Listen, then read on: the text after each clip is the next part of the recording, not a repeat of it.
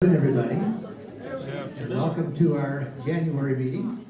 We thought we'd possibly have a few more today. I was waiting for everybody to come in. I know it's a little cold and rainy. I was concerned this morning at about 9 o'clock when I was over at Safeway in a pouring rain, and I thought if this keeps up all day, we'll never see anybody here. But welcome. We got a great program for you today, but before we get started, if you have not paid for your membership dues for 2020 as yet, and you're struggling with the new website and you need help with that, please see me or Jerry Ferris after the meeting or whatever, we'll take care of it. There's a lot of people that said we'd love to pay by credit card, but we don't know how to do it because we can't figure out the way it's all laid out. If you struggle with that, come into the club, again, we'll help you. There's a lot of people that are paying by check, but I'm amazed at how many people aren't paying by credit card, and this is a great, great new thing that we've got going on. We are the only club in Green Valley that when you pay by credit card, it automatically updates your expiration date, which is really cool, and that's very nice.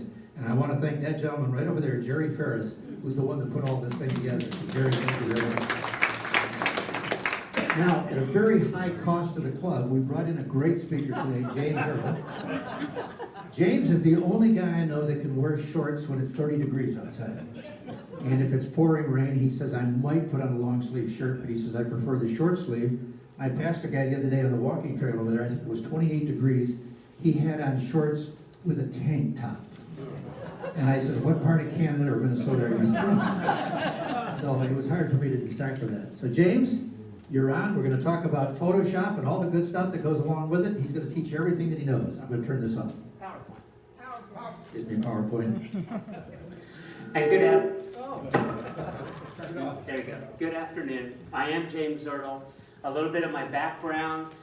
For 33 some years, I worked with Bell, AT&T, Bell Labs, Lucent Technologies. We kept changing our name. I retired, went back, got a degree in graphic design, and for the last 20 years, pretty much have been doing free graphic design, especially for 501c3s. I don't play pickleball or golf, so you have to do something. You can't sit around the house all day. So a little background. PowerPoint came out in '84, and then over the years, every 2 or 3 years, they would add features, they would add functionality, they'd get rid of their flaws and mistakes. And now it's offered in part of the Microsoft Office 365, but it's also available standalone for both the PC and the Mac platforms. So it is a good graphic design program. And something happened when presentation programs came out. It used to be if you were going to make a speech, you would outline it certainly and shuffle things to get them in order, or you would write it out, transfer it to 3x5 cards, and then at the university or the workplace, you'd take it to the graphic designer or the art department, and they'd make the big overhead slides. When PowerPoint came out, people just kind of started skipping all those steps. And they just started pounding their speech into PowerPoint without really thinking about it. So this is actually a slide that was at Bell Labs used. You can't read it. He either scanned it or typed it, but he did what so many PowerPoint or presenters do. He goes, oh, you can't read that. He turns his back on the audience and he read it. Every word, word for word. Got to the end, turned back around, said, any questions? And of course there wasn't, because half the people had left and the other half were sound asleep. So call me judgmental, but I say it's just really bad PowerPoint. And then Microsoft tried to help out, and the famous 3 bullet point slide was developed. And so people would pick one with lots of colors, had nothing to do with their firm, with what they were talking about, and start typing their speech in. The first couple bullet points, oh yeah, they kind of are bullet points, but eventually we get down and they couldn't remember their speech. And then they turn around, and this time they would read it while you were reading it. So that's just bad PowerPoint. PowerPoint's gotten a bad reputation because of the way people used it.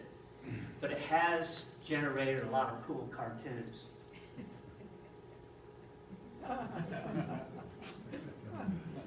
It's not the software that's bad, it's the people that are bad. PowerPoint started out as a presentation software, and it still does presentations, but it does so much more. And most people, when they open it up for the first time, they see that little artboard, and they think, well, this is the only room I have to work in. That artboard will actually open up to 5 feet by 5 feet, or down the size of a postage stamp. So you can do posters and flyers, of course certificates. Everybody likes certificates. My grandson has quite a few of them for some reason. But you get the pre-colored ones that from Office Depot, put a gold sticker on it, fold a little ribbon underneath of it.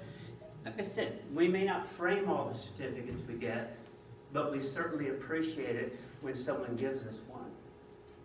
And then if you've ever gone to the White House, Buckingham Palace, Downton Abbey, for dinner, they will actually put on the dinner plate the menu and the guest of honor. So here's an idea what you can do. Next time you have your friends over for dinner, you're going to have a nice dinner. Go ahead and you can get the 8.5 by 11 sheets at Office Depot Staples. Print 4 menus on it in PowerPoint, some graphics maybe. Break them apart and put them on the dinner plate just for a touch of class. Or you're having your neighbors over for a wine tasting. Put those bottles of wine that you're tasting on there, you can make notes of it. Ever go to a potluck dinner and you take your favorite casserole and someone always asks you for the recipe, right?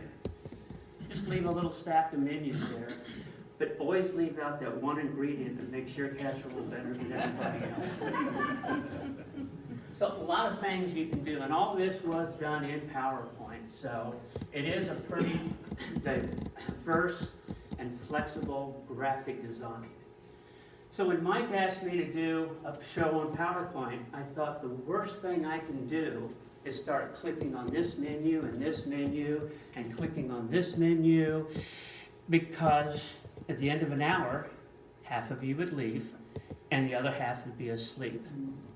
So what I'd like to do today, and it will be PowerPoint centric, but it's applicable to Keynote, it's applicable to slides, to Prezi, is to focus on 4 graphic design elements that you need to think about when you're putting together your PowerPoint that doesn't look like the first 2 examples. So color, font families, 3D, and animation are obviously all graphic design elements. So let's talk about color theory first of all. Anybody know how many colors is inside your PC? 3. You want to guess? 3. Well, 3 generated, but there's 16,777,000 different colors. So you should be able to find one you like. The reason this becomes, we use 3 colors, or RGB, red, green, and blue, is, I've got a little video here to show you why. Visible light spectrum, so when light bounces off something and hits the back of our eyes, the cones pick up long, medium, and short wavelength, and color only exists in your mind. But those pretty much match up with the red, green, and blue, and as you put those colors together, just those 3 colors, and you were right, make all those 16.7 million colors. On the other hand, when we start to print things, we use 4 completely different colors. We use CMYK, or cyan, magenta, yellow, and the K stands for black. And when that, you may be familiar with that, because if you bought printer ink, you've either bought those 3 separate color cartridges, or the infamous tricolor cartridge. But you can kind of see, if you print a lot of red, you're going to use the magenta, the yellow up, while the blue stays full. Nice money-making type of thing. So why do you need to know color theory, right? Because RGB, red, green, blue, are additive colors. As you put them together, they get lighter and lighter. As you put CMYK together, they're subtractive colors and they get darker and darker. So you work on your presentation that you're going to print out. You have that perfect color of autumn peach sunset. You send it off to be printed and it comes back a completely different color. So here's a recommendation. Take your file and go to one of these InstaPrint places because it looks like a copier, but it's actually a digital press, and it's using CMYK to make all the colors on there. Have them printed out, just one copy. And then take it home and put it next to your monitor and monitor everything. Almost every picture that you want to put into something is going to come out too dark and it will have to be lightened up.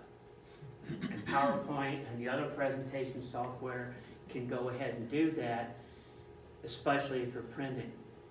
And kind of a caveat, if you're going to send it off to an actual pigment press, like Vistaprint offshore, you're thinking, well, they're going to send me a draft, right? But you've created it on your monitor in RGB. They're going to look at it on their monitor in RGB. They just send information to the press for when that'll be printed.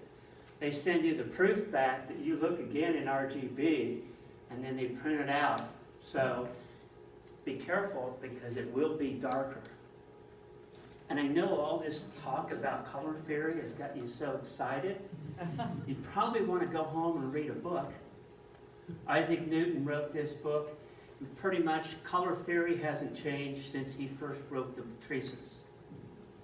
Although if you download the 1730 edition, because the font family they used to print the 1704 edition, U's were V's, they look like V's, and the S's look like elongated F.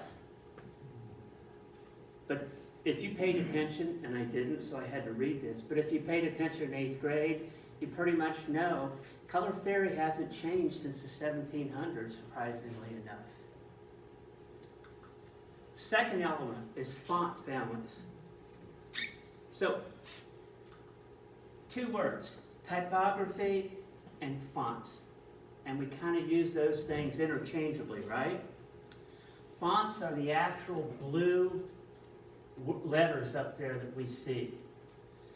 Typology is actually how you, as your designer, take letters, numbers, glyphs, pictures, film clips, movies, and put them all into either a presentation or into your information to be printed. Two of the most popular types of font is one is serifs. And a serif font has those little crowns and feet on the top and the bottom. Almost everything that we read that is any length at all is going to be in a serif font. Because people that study this tell me that those serifs help pull your eye across the page and makes it much easier to read. So again, books, magazines, newspapers. The other most popular font is a sans serif, and I'm sure it's supposed to be said with a French accent. I have butchered languages all over the world, so I won't do that here. I actually had a woman in France tell me one time, "Please stop speaking French, you're hurting my ears." Turns out she spoke English, and I didn't speak French. But sans serif fonts, big, bold, they're good for declarative statements. Stop. Do not enter. For sale. Big sale. The two types of font we use the most. Some other types or styles of fonts are script, sometimes called handwriting, and you can send your own handwriting off to websites and they'll make a font so you can type in your handwriting. but it's looked at when people look at it. Serif is reliable, traditional, respectable. Sans serif, bold, objective. A script font will evoke emotion. It'll evoke creativity. Modern fonts will evoke progressive, chic, strong. And strangely enough, the word modern and the word fonts are from the same font family, the Arial font family. The only thing is, this is just Arial regular, and modern is Arial rounded bold. And then there are display fonts. They're supposed to be friendly, humorous. You'll see them on flyers. Look inside, you know. We're open, those type of things, to make a friendly comment to. One style of fonts that you should probably start downloading for your computer, and be careful where you download fonts, because some places aren't really nice to you as far as viruses go. So stick with like fonts.com, 1001 Fonts, Font Squirrel.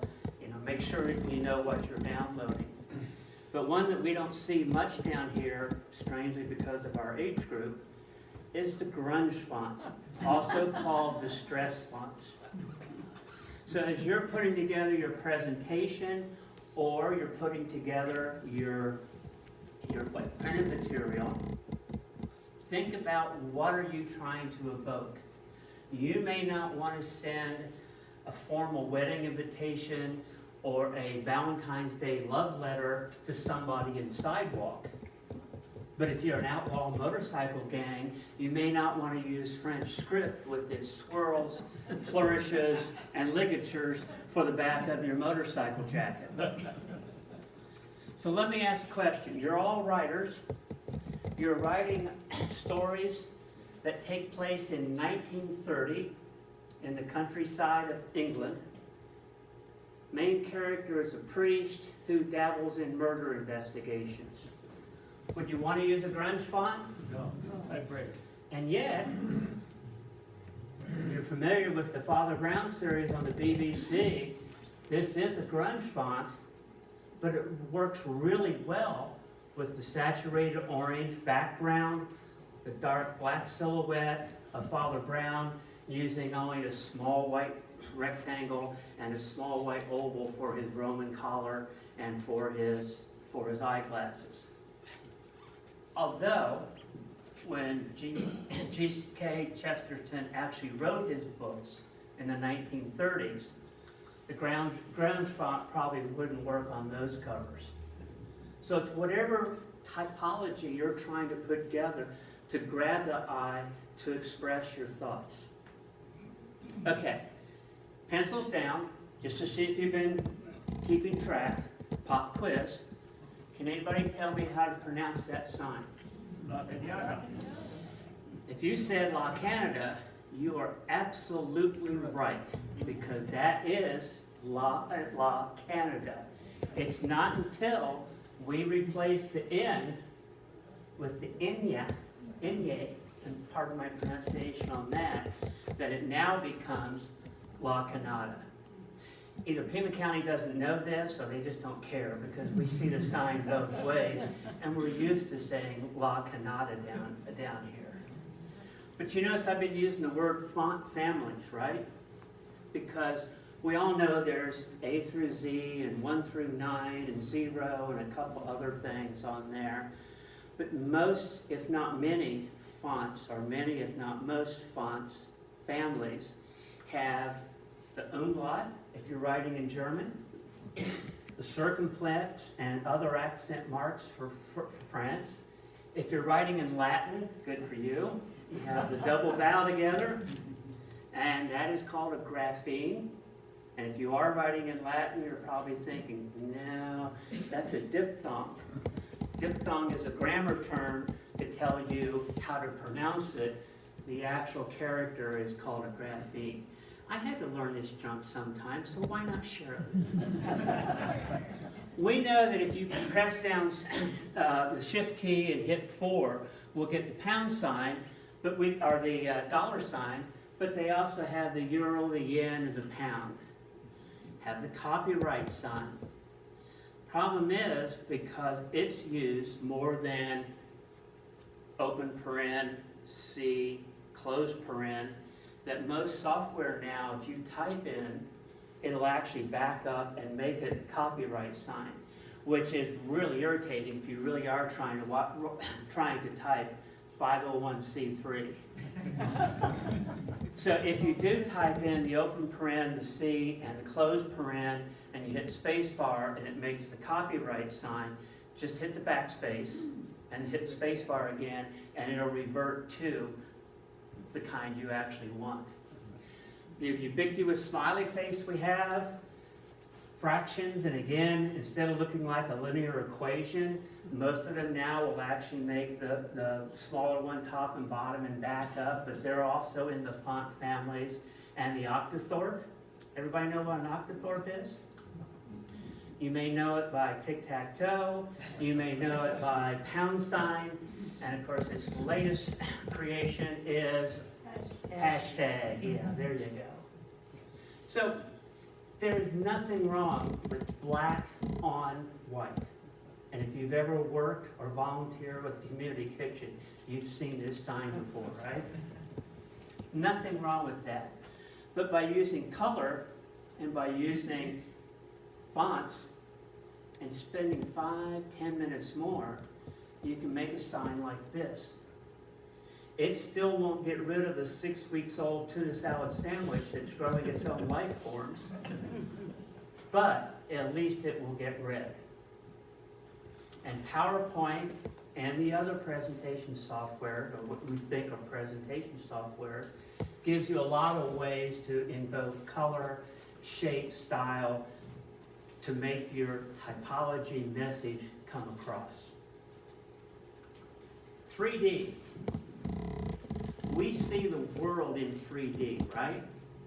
Everything is in 3D until we put it on the wall, we put it on a cell phone, we put it on a tablet, we put it on paper. And artists for years have been trying to fool us by using two things. Perspective. Perspective simply says that two objects that are roughly the same size, the one closer to you will look larger than the one behind you. That adds depth. Ever watch is it Bob Ross on PBS, the painting guy? And he always starts with the little trees and then gets the picture finished, and then he makes the big tree coming down there in front to give depth to those paintings. Excuse me. To give depth to those paintings. The other thing artists use is called a vanishing point. And if you stand on a railroad track and look down the track, one, you won't see the train behind you. So let's just imagine standing on a railroad track. But as you look down there, it'll look like those tracks come together, right? The vanishing point. So every picture, maybe not the cubist and maybe not the abstract painters, but most scenery will have a vanishing point either on the canvas itself, which will make everything very sharp, focused like this, or in a galaxy far, far away, which will give a lot more depth to it. So, PowerPoint is the easiest program I've ever used to do 3D graphics. Now, when I say the word easy, it's easy if you know the right icon to pull down the menu, select the right item on the menu to get the sub-menu, select the right item on the sub-menu to get one of 7 choices, select the right field, and then just put in one number. And that's 16. 16 will give you a nice 3D that you can play with and work with. And I don't want to offend the disciples of Euclid. There's nothing wrong with the blue square, the yellow triangle, or the red circle. But once you do find that secret place in PowerPoint, make those objects, whether it's in a presentation or whether it's printed, make those objects 3D. It adds a richness, it adds a depth. You always slide a shadow underneath of it. And if you'll notice up in the cartoon, the artist actually drew in a shadow underneath the blue cube because it has weight, it has volume, and it would cast a shadow. You saw this before, right? And this is just a graphic that I ripped off the internet. And let's remember, everything on the internet, everything is copyrighted. Some of it may be royalty-free, but let's try to give credit to the artist that created it and put it up there. So I ripped these off, and if the copyright police show up at your house tonight, this is an educational seminar. So we're going to modify this one. And again, it's the same picture to start with, but if I make this into 3D, I start to have some curvature on the edge there. The light starts to play a little bit different on it. Add some depth. If I do nothing but copy the front and stick it in back, now all I need is that little bit of top and bottom. Draw some white lines, give the illusion of pages, and of course slide my shadow underneath. And again, not to offend the Euclideans in the group, but I think this graphic draws your eye, looks better than this flat graphic does. And the last thing we want to talk about is animation. So now we're probably talking about an actual presentation because it's really hard to animate print work. I'm sure somebody's in a garage somewhere is working on that, but it's not here yet. If you do animation, make it happen, make things move, and then stop. Make your point by making it bigger, making the movement. I think we've all probably have seen, or many of us have seen in the past, where the presenter would find something really cool, where the slide blows up and there's smoke on the screen and 1,000 pieces fall down, and then the next slide comes up. It's really cool the first time, right? The second time, the third time, it's like, yeah. By the 37th slide, you wish the presenter would blow up in front of you. So I'm over here talking, and yet I can see people still looking at the screen because nothing else is going to happen to animation. It's just going to keep doing that and doing that until I push the button. And it will become annoying after a while. Oh, I did that on purpose though, right? So do your animation and then get it done with it and let the viewer see the animation and sink in while you're talking about it. Before Hollywood ever makes a movie, they do what they call storyboards. Usually it's the director of photography, and they sit down and they draw every scene that they're going to shoot. And then they work off that. And Alfred Hitchcock drew his own storyboards for he's a pretty good director, right? He drew his own storyboards, and it said that if you took all of his storyboards and flipped them like a deck of cards, it was actually like watching the finished movie. That's how exactly he was. So when you start animation for the first time in PowerPoint or in slides or in Keynote, write it out first. I do it sometimes on paper. This was done on a tablet, and it simply says, 1, the red square is going to fly in from the right. 2, the star is going to bounce in. 3, the star is going to spin. 4, this is going to dissolve out. And 5, the star will move to center. And of course, it looks like this.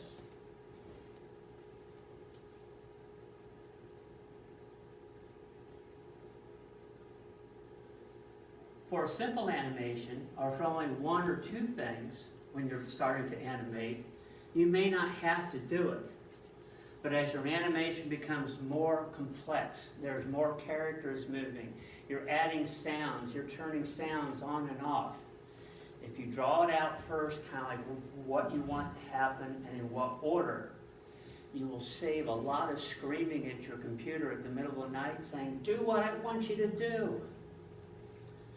This next slide, besides being here at the first of the year, which is kind of a good reminder, has a lot more characters in it to move around.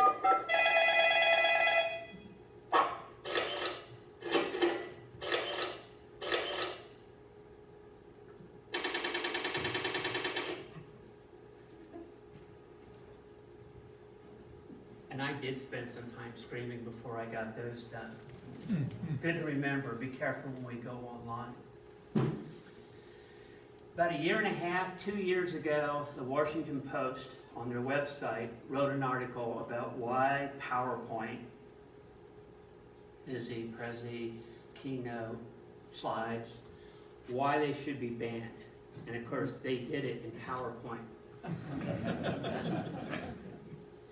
They didn't pay attention to what we talked about of paying attention to color and to font families and animation and 3D, because they simply used the crummy slide, the pre-made slide of Microsoft.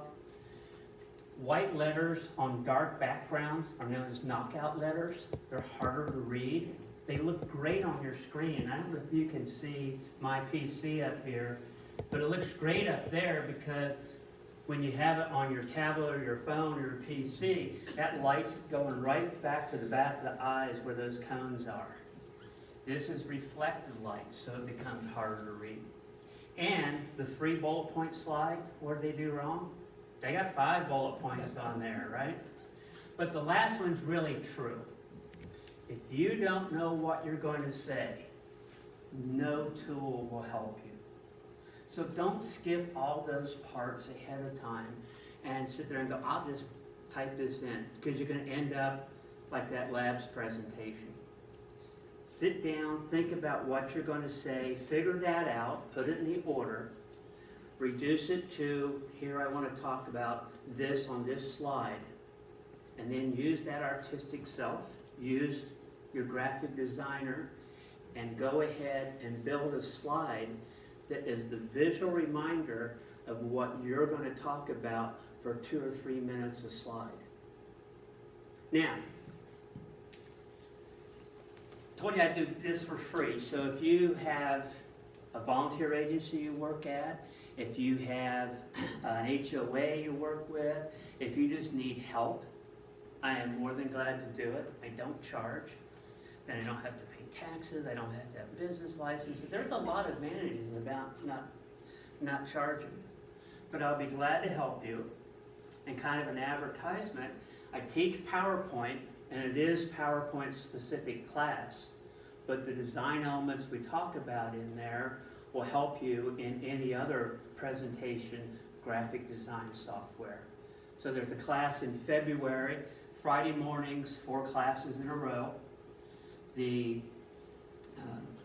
bring a USB, and it's a progressive class. You probably can't hit class 1 and 4, because at the end of the first class, we save our work, we come back in the next week and do it.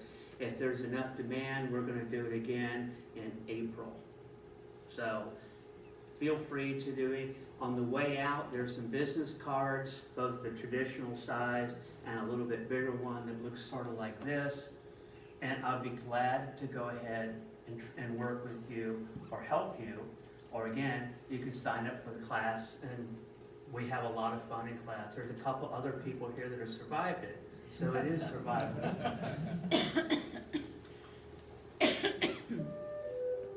And you can do this at the end of the class.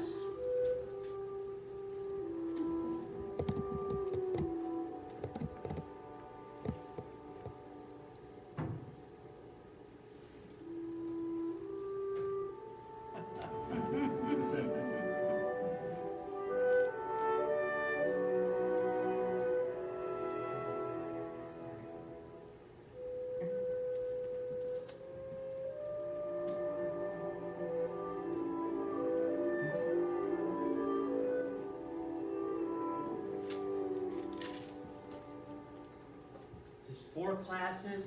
You can teach somebody how to potter, how to do a hook or slice, I don't play golf, whatever that's called, swing. You can put it on Facebook. You can share your vacation that you went on. You can certainly share your grandchildren. And the cool thing is, this computer that I had to borrow does not have PowerPoint in it. You can package it, leave it in Dropbox because files get big. But you can send it to friends, neighbors, and they just plug it in and it'll just play all by itself. So, a lot of fun to do with. And you all do have that inherent inner artist that if you just take a little time, it's not bad PowerPoint. Now, there's supposed to be a big tank of water developed or delivered, and it's not here. So instead of giving me your feedback, is there any questions that you would like to ask? Yeah, that one area you were talking about all the fonts and how they evoke certain emotions. Mm-hmm. You know, there's so many of them, and I guess my question to you is, there's so many of them there, and I try to choose the appropriate ones. But what's the psychology? I mean, how do I know what emotions? I mean, you're sitting there telling me, oh yeah, it does do that, but I look at all those and I can't tell what emotions they evoke because there's so many of them. Okay, so the question was, there's so many fonts, there's only 500,000. You've got those unproductive hours between 1 and 4 a.m. What are you doing? If it evokes something in you, you may want to do it. If you're doing something that has to do with the Old West, instead of just looking at the fonts that come on your computer, go online and just put in Old West fonts. And then look at them. You'll see the kind that look like when they say wanted on the old wanted posters and that. Birthday party for a grandchild, birthday fonts, you know, New Year's. There are fonts for all occasions. And the other thing I often tell people in the class is when you start to select your fonts, everybody always clicks on it, and of course they're in alphabetical order, right? Right, So you end up using the first 10 fonts on that list. right. So to get out of that habit, as soon as you click on it, take the little slider bar and go all the way down the bottom, and you get all those fonts on there. I probably have close to 1,000 fonts, and yet on my computer, and yet I almost every time I do a design for somebody, because I want it to be different, I don't want every word to simply be an Arial or Times New Roman, and don't use Comic Sans MFs for business letters. It's called comic because it's supposed to be used in cartoons. There was one organization in Green Valley that was writing all their business letters in that. I was like, no. But just start looking. You can also just go, whimsical fonts. And instead of actually looking at the individual fonts, click on images because they'll have like pictures of 5 or 6 fonts at a time. And what catches your eye? You can also, when you go to the store, or even better, is go to are there still bookstores? Go to a bookstore and just kind of stand back from the magazine rack. Sort of close your eyes a little bit so they're blurry and see what stands out to you. And then think, why does this magazine cover, why does this book cover attract my eye? And then what's that about? So it's simply your feeling. I see. So in other words, the feeling that it draws up in me will probably draw up in the audience? Probably. Probably. Yes, ma'am. I read once, and I volunteer for a nonprofit, and if you're writing a letter to people and you want them to ask them for money, Palatino is the best font because it evokes trustworthiness and sincerity, and it seems to work. And the question was, she read it Palatino, and I bet it's a serif font. Yeah. Um, You can tell because me- it's tell us it's got a distinct yeah, Y, because that's it's the Y. it's Yeah. traditional, it's respectable, it's trustworthy, and that's why they would suggest that. But you may not want to use that to invite people to your birthday party. Right. Sir? What version of PowerPoint are you talking about now? Has it changed and, evolved? I mean, I've got an old version. It's evolved a lot. If you're 2016 or later, It's now, it's in the Office 365 and it continuously updates. If you have presentations like in 2012 or PowerPoint 98, they are having trouble time opening that up. Just like, Word 1.1 documents can't open up in the new Word one and stuff like that. So always every once in a while when I have nothing to do, I'll go through and try to get everything I've ever done updated to the latest version. But what I showed today, that was done in 365 or PowerPoint 2018 if you buy it standalone. Any other questions? Sir? Somebody said the medium is the message. And I think what you're saying is you gotta think about your audience first and then pick the fonts and everything else to match that audience. He said that someone said, and I'm now repeating. I just wanted to source it.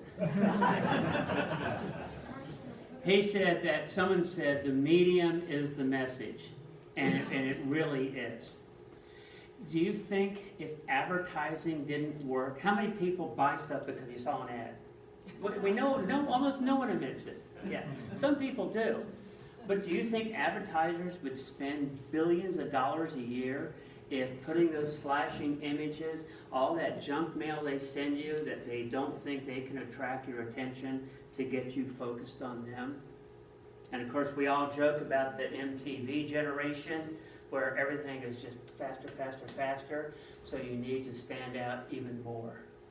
Good comment. Ma'am? Is the Mac version of PowerPoint still kind of a lightweight version compared to the... No, they hide things from me. But it has to do, no, the Mac and the PC versions are equal. They will both do the same things. There's a couple places, since I teach in the Agave room downstairs, they're on Windows. And there's, every once in a while, someone will bring their Mac computer and they follow along fine. Sometimes I'll go like, click here, and they'll go, I don't have here. But usually at a break or something, we go, oh, you click there and then there, and it works the same. But they all can do basically the same thing. Keynote, Prezi, slides, again, they're all going to use the same elements and the same ideas, but they just have to make a little bit different language. But yes, they're equal, Mac and PC in that. Please, one more question, Certainly. because this has been very informative. On Office Well, 360. no one threw anything at me, and I took that as a great compliment. On the Office 365, I was curious because I just started using it maybe 2 months ago, and I do a lot of PowerPoints. I notice now is that if I bring an image into my text, on the right-hand side, they'll give you numerous examples. They'll go, try this, they'll give you it's really helpful. They'll give you 4 different designs. My question to you is, if I see a design over there and I decide to use that, is that editable? Can I edit that based upon what you just went through? The question was, when he brings in something, PowerPoint will make suggestions on the right-hand side. Can he edit it? And I don't usually bring those in, because being an artist, damn it, I want to do my own stuff, and that's why I also don't use the pre-made slides, because everybody goes, oh yeah, he used it.